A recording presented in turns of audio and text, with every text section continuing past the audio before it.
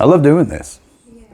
Yeah. We'll find, right. yeah, we'll find a rhythm. Yeah, this will be great. I still need to learn the tune. Yeah, there's a lot to them. Okay, mic check. All right. Welcome to the Drosh. The Drosh is a reading traditionally of 3 chapters of the Torah, and the whole point is to guide us in our walk. It's a reminder of how we should be, how we should walk. And today I want to speak about something that's kind of sits at the very core, at the very center of our covenant walk with God. It's a foundational principle of our walk, and arguably one of the most important parts, and that is the ability to distinguish. To distinguish between what is holy and what is common, between what is clean and what is unclean, between what God has set apart and what He hasn't. From the opening pages of the Torah to the prophets to the apostles, the warnings of the prophets, and even in the writings of the apostles, Scripture consistently teaches us that God's people are defined by their ability and their willingness to make the same distinctions that God Himself makes. So the Torah tells us in Leviticus chapter 19, "You shall be holy, for I, the Lord your God, am holy." Now, who defines holiness? I think we know the answer to that question, God Himself. This command is a covenant expectation. And right after saying this, God speaks about how we should live. He said, "You shall be holy, for I, the Lord your God, am holy." And then He goes into a whole bunch of stuff about what it means to be holy, what it means, to not be holy, and creating and drawing the delineation between all these distinctions, right?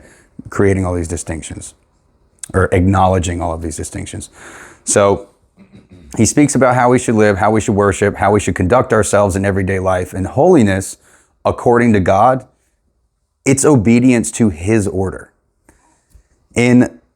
Earlier in Leviticus chapter 10, God speaks directly to the priests, the ones who are supposed to be leading everyone.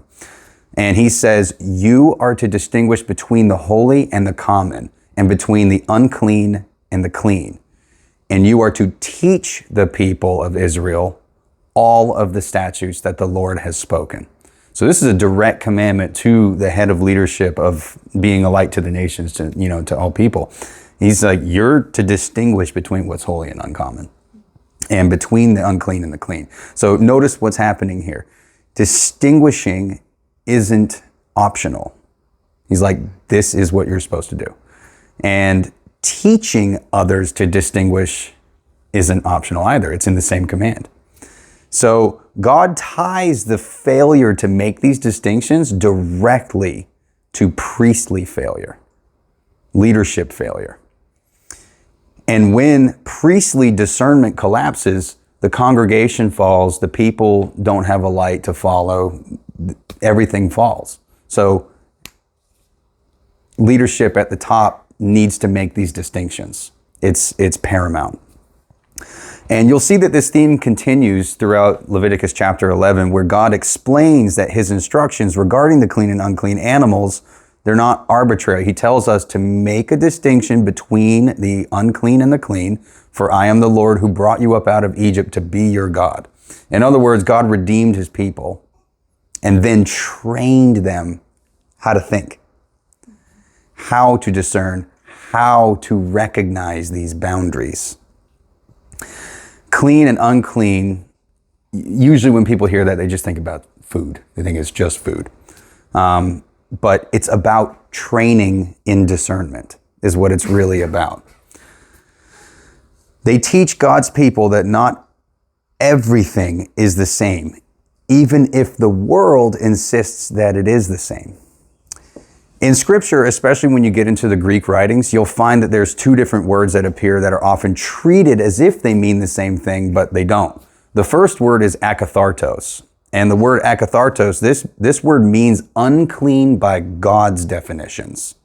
Something God has declared impure or prohibited. Examples of this would be like unclean animals listed in the Torah, or bodily states of ritual impurity, whether for men or women, things that God himself defines as defiling. Akathartos is about God's standard. The second word that you'll find is the word koinos. Koinos, this word means common or ordinary or made unclean by human handling or traditions. And we know there's a famous line from the mouth of our Messiah himself. It says, you make void the commandments of God to hold fast to your traditions. So something that would be koinos doesn't necessarily mean that it's sinful. For example, food that is clean by Torah standards has the cloven hoof and chews the cud, but was handled by unwashed hands. That's something that we've all heard about and read about. Or objects considered defiled by human tradition and not by God's command. So this distinction really matters because Scripture never shows God redefining what he called akathartos as clean. So when God commands the priests to distinguish between the clean and the unclean, he is demanding accurate discernment. Not adding to the word, not subtracting from the word, but by both acknowledging and teaching clearly what God himself has set apart and honoring that.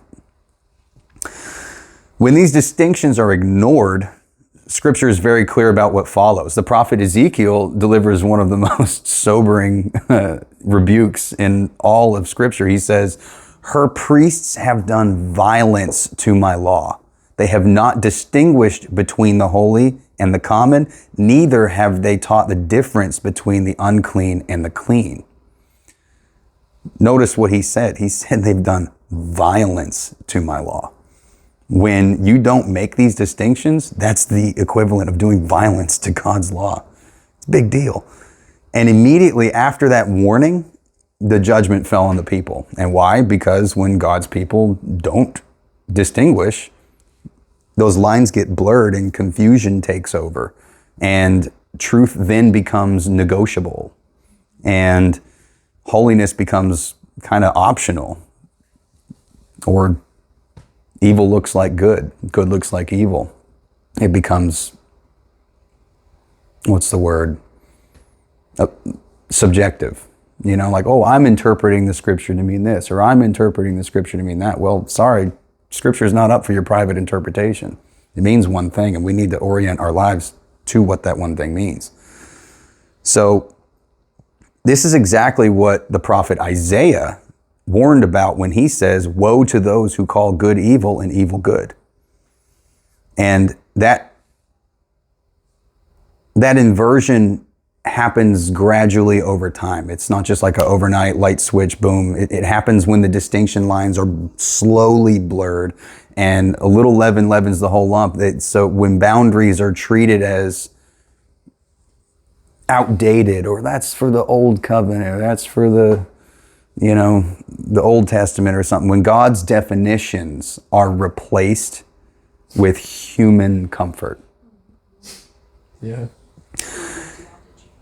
Now, some people assume that these ideas disappear in the later writings. We've all heard this. Mainstream, theology is big on this, that it just disappears, but that's just simply not true. When Peter receives his vision in Acts 10, we see a lot of people lean on this one, where they say, get up, Peter, kill and eat. You see a white sheet come down that has a bunch of lizards and creepy crawly things that God has defined as unclean to consume.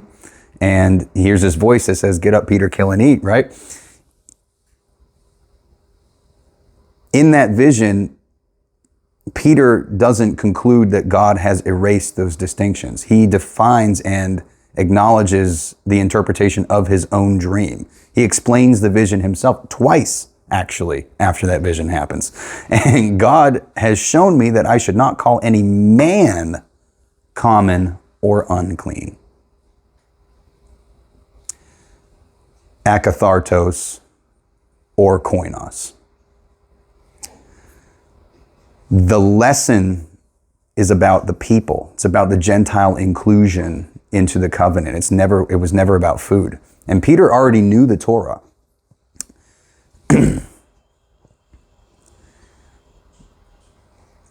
Even in the later writings, you see in the book of Hebrews, it says, solid food is for the mature. Solid food is for the mature, for those who have their powers of discernment trained by constant practice to distinguish good from evil. Trained by constant practice. It should be a constant practice that we are creating, acknowledging, and teaching these distinctions. For those who have their powers of discernment trained by constant practice to distinguish good from evil. Discernment must be trained. And God's Torah is the training ground. That's the gym. That's the spiritual gym, is the Torah. So what does this mean for us today? It means that holiness is about alignment with His standard. And we are trying to align ourselves with His standard. It means that love doesn't erase truth, and grace does not cancel God's definitions. That's an abuse of grace. To be set apart does not mean to completely withdraw from the world, because we're in the world, not of it. We have to walk through the world, but with clarity. Refusing to mix holy with unholy.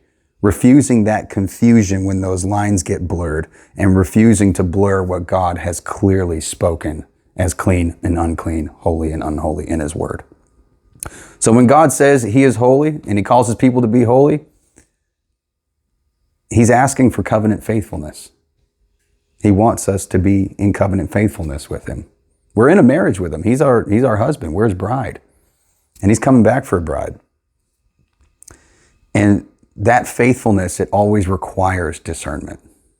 Knowing how to honor your marriage, whether spiritual or in this life, comes with discernment. Should I be here? Should I not be here? Should I be talking to that person, not talking to that person? Should I, partake in this event? So today, may we honor God, not only with our words, but with our distinctions. May we love deeply without compromising the truth, and may we walk humbly without surrendering His definition of holiness. And may we reflect the character of God, who is perfectly pure, perfectly just, and perfectly set apart. Shabbat shalom.